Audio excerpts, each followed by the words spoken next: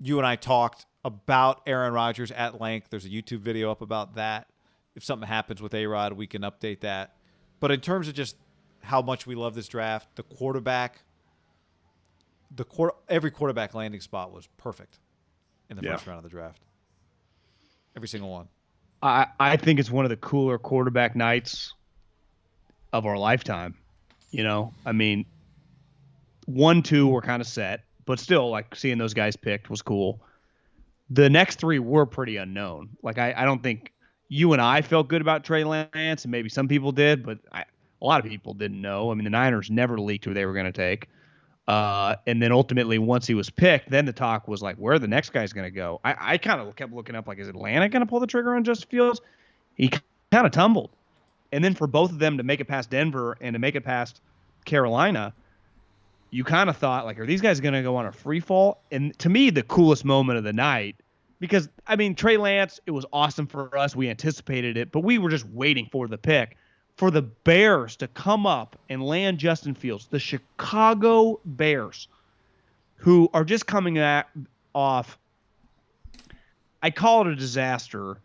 It's not as bad as it sounds. Like if you actually watch Mitch, like he's not as terrible as the way he's talked about, but relative to the two guys they passed and the standard, like he was not good enough. Like he was average. Yeah, and where he was picked, because he's not. He's on another team. He's not a franchise quarterback. 100%. His draft pick, his play.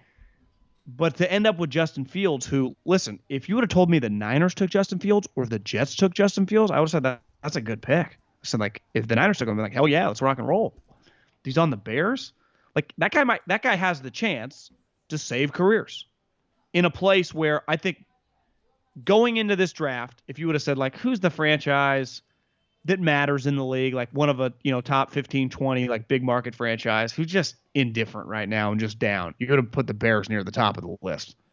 Tomorrow, if you're in Chicago, can you imagine the millions of Bears fans in Chicago around America texting with their friends tonight, how excited everyone is?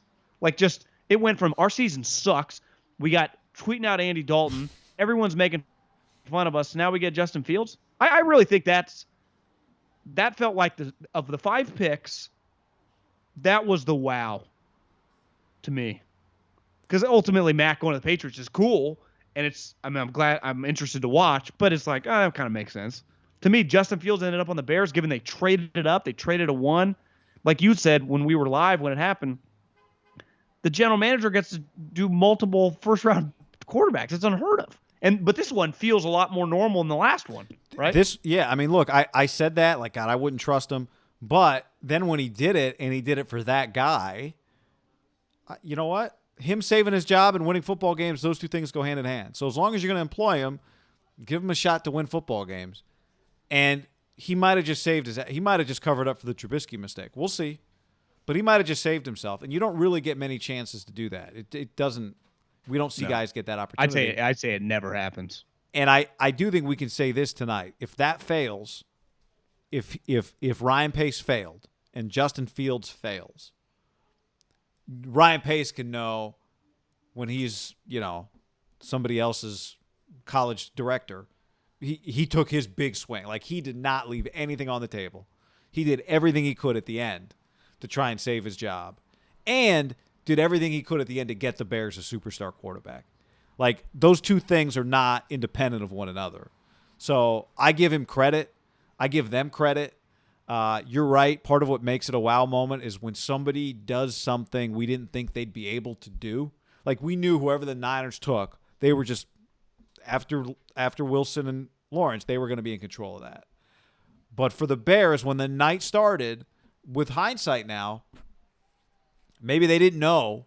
Maybe they thought he was going to go at 3 or 4 and it was never going to be their opportunity. I'd love to know from the Bears' perspective, like, did they come into the night thinking they could pull that off? Or did that thing come together in a span of 45 minutes where all of a sudden Ryan Pace, who couldn't find the door as the wall is closing in, it's like Batman cartoon, like those old cartoons, it's going to like smash him and knock him into a shark tank or something. And all of a sudden the exit door appears. It's like, holy guys, let's do this. I'd be fascinated by that, because if that's what happened, it doesn't. That's why you play to the end. That's why you don't quit. Like, I'm not saying he would quit, but having that guy not fall in your lap. They had to go get them. But that opportunity presented itself, and them walking through the door, to use a great football cliche, I love that. I think it's hard for us to relate on the West Coast. It would really have to be like if Herbert had played with the Niners. I'd say Oregon is probably the most consistent and passionate fan base with football out west. You could put at USC, but they've been down. And if Herbert had landed with the Niners, like this huge brand, it just would have been like all these Oregon fans are also Niner fans. I would imagine there's a decent percentage of Bears fans who went to Ohio State. In the Midwest, like people go to Big Ten schools. I don't know if you've Googled, but they have like 50, 60,000 people at every school. So you just do the math. Like that's a lot of people. Chicago is there, SF, LA, Philadelphia, New York in the Midwest. It's the biggest Midwest city by a mile. It's where people go to. It's where industry is, at least pre-corona, back when gravitated toward big cities. And I think this is a massive geographical, like, and you don't make the move because of this, and it just lined up this way. And ultimately, the kid started at Georgia, but he ended up on Ohio State. Like that's a needle mover for that franchise, don't you think? Just with the program, with that area consumes that. You know, it's Notre Dame and Big Ten football to me. When I think Ohio State, Wisconsin, Michigan, right? Chicago, that kind of area, those teams. Like this guy's a big deal in that area. A lot of Ohio State people live in that general region. Like it's kind of perfect. Now he's got to be a good player, but no one has argued besides like Chris Sims that he's not a big time talent. Yeah. I haven't talked to one person in the NFL that's like, I don't know what all this hate is. Like I think he's a pretty talented guy. Now we talked about the epilepsy thing. I don't even know what to make of it, but it is. I mean, I think that's something that scares teams. But that might be part of the reason he's available to them. He's got some fundamental, yeah. And he's got some fundamental, I think, flaws, they say, in his feet and some of his mechanics. Well, Mahomes did too.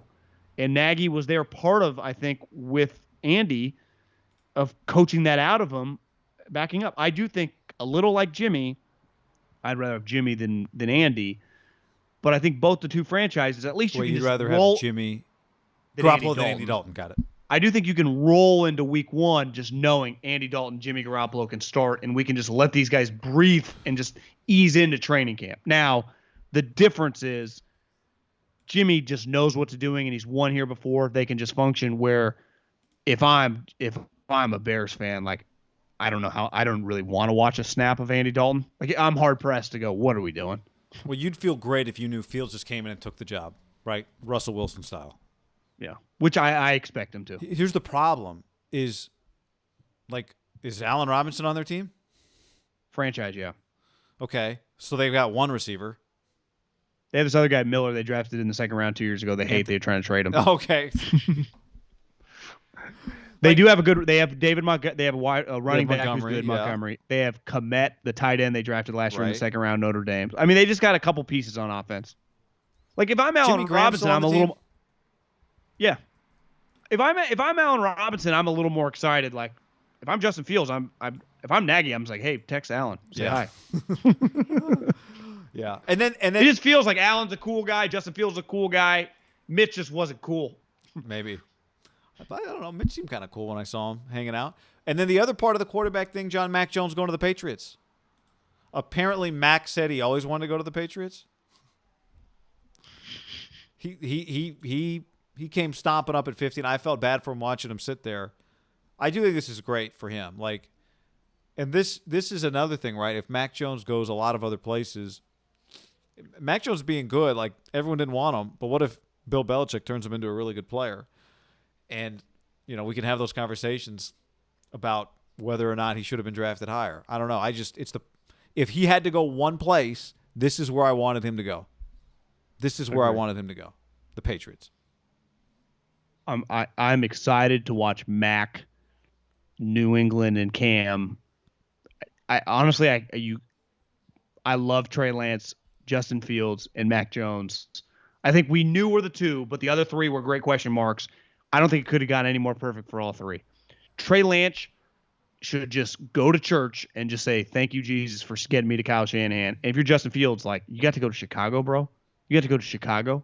Like, you can become a legend there. And Mac Jones, like, you end up with the Patriots? Aaron Rodgers is watching all these other guys go to the perfect spots.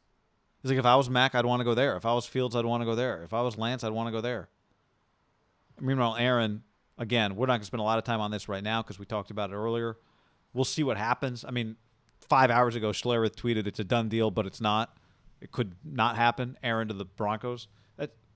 This draft was so good that for several hours we've kind of not forgot about Aaron, but I thought Aaron was going to be the story that hung over this whole draft. It kind of wasn't. It was a huge story, and then the draft was a huge story.